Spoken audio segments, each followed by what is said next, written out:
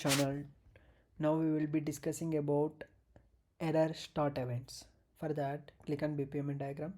Error start events are not like a message start event, signal start event.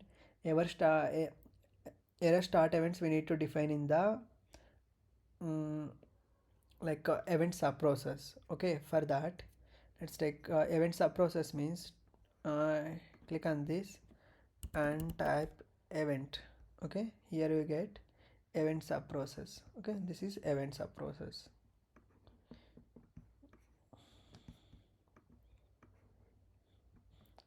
For to test this, let me create sample workflow here. So what we wanna do is create this and add a conditional gateway and end event. Okay, and we have one scenario. Let's take we have one variable called a. Okay, if a is 1, if a is 1, then we want to end the workflow. If a is 2, we want to throw the error. Okay, a is 1, then it will go to this condition. Okay, now this is the end event. Change this end event to error end event. Okay, error event. So now click on this. If a equal to 2, then we want to throw the error. Okay, here we need to define the error name is must create new. Okay,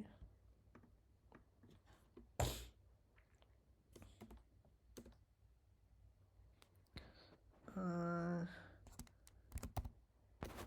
test error, I will give it as a test error, and here also I will give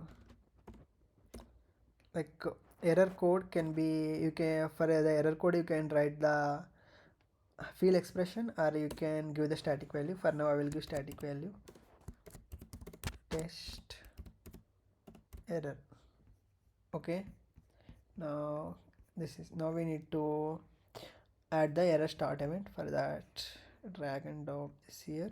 Okay, click on the gear, change element to error start event. So okay,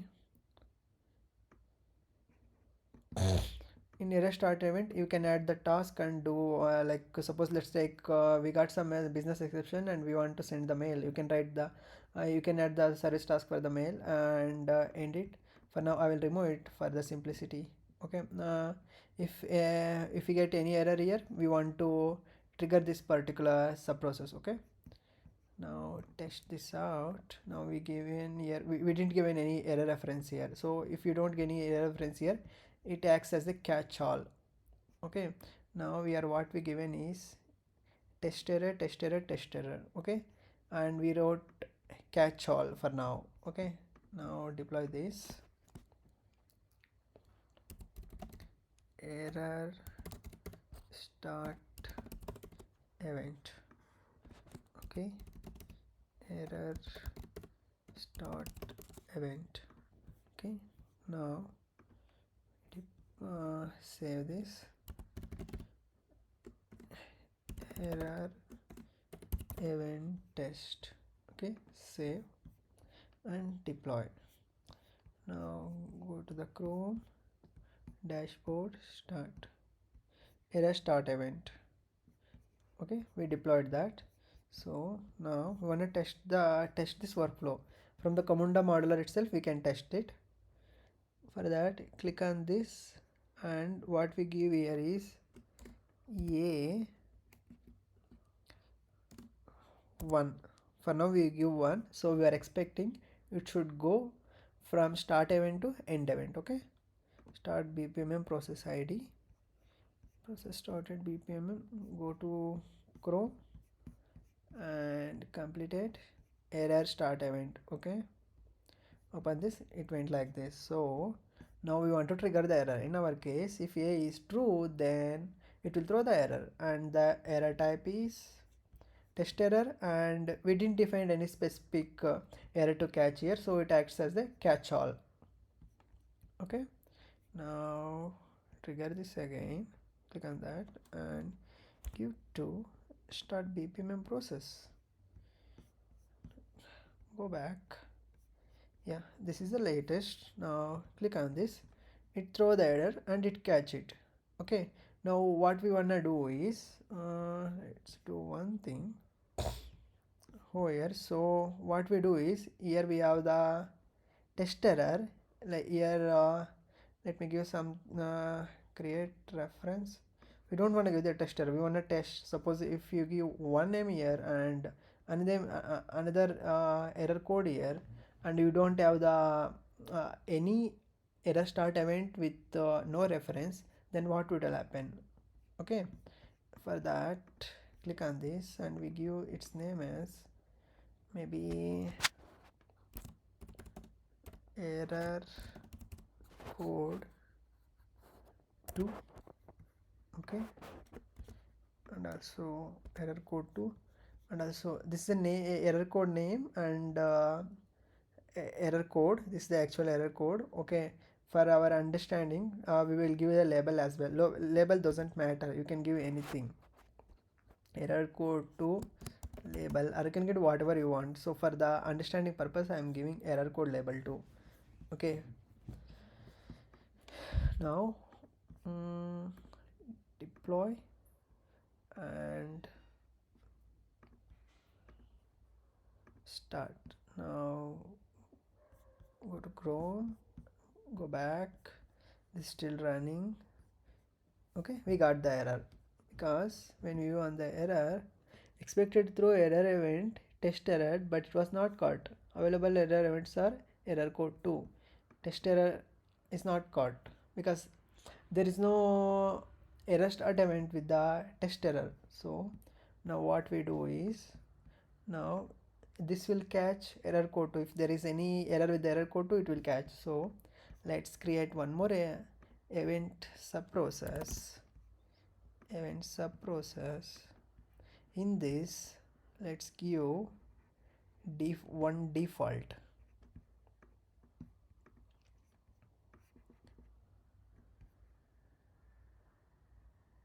Change type error start event and end. So here we are throwing now test error. Okay, this will catch only error code 2, and for this we don't give any error code. So like test error is not caught by this, so it's a global, like catch all. So this time it should catch here. Okay, deploy bpmn, it's deployed, then run the workflow, go back to Chrome, go back. This time see, it caught. Okay, now back to this again. Now this is catch all. So suppose let's take, here we have the test error and error code 2. Okay, and we will give the test error here as well. Test error, give this, make this test error, and also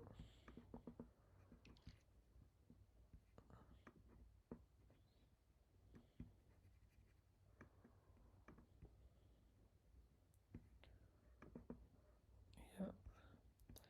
Okay, and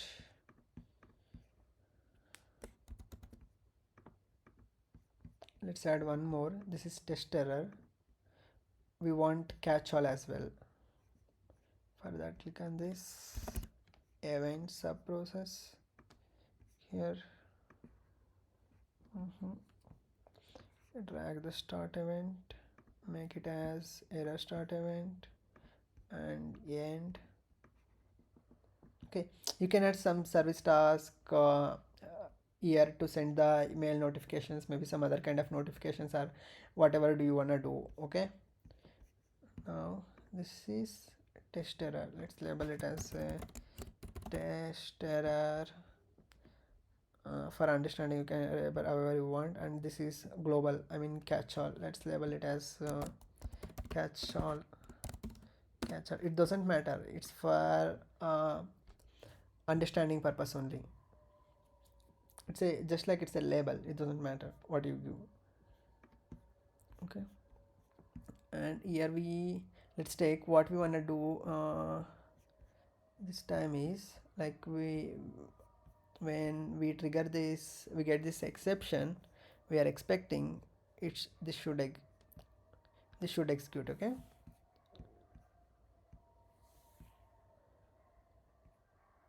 so run the workflow, run, go to Chrome, go back, this is the latest, we got this here.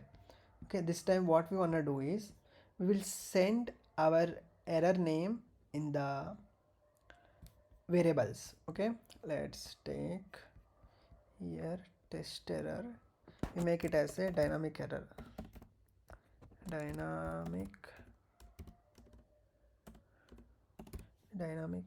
error. Okay, name is dynamic error, and error code is just a minute, we get this is error code,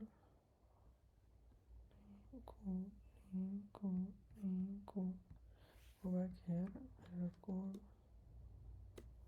dynamic error, this code equal to